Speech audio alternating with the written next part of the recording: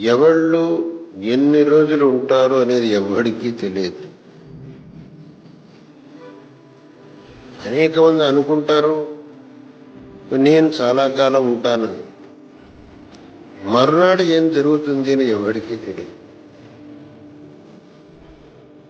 అందుకే పెద్దలు అన్నారు,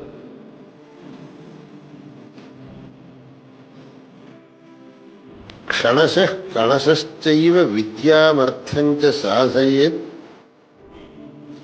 గృహీత ఇవ కేశేషు మృత్యునా ధర్మమాచరేత్. అంటే ధర్మాన్ని ఆచరించాలి అనే విషయంలో రేపు అని అనకూడదు.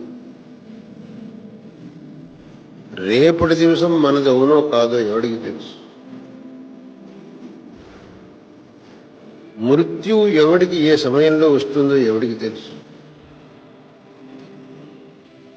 మృత్యు అనేది ఎవరిని వదిలిపెట్టదండి. అబ్బే నేను చతుశాస్త్ర పండితుడిని, నాకు మృత్యు వస్తుందా? నేను ఘనాంత స్వాధ్యాయాన్ని, నాకు మృత్యు వస్తుందా? ఎవడు అనుకోవడానికి వీల్లేదు. ఇటువంటి మహామహులే మృత్యువు వాతన పడ్డారు.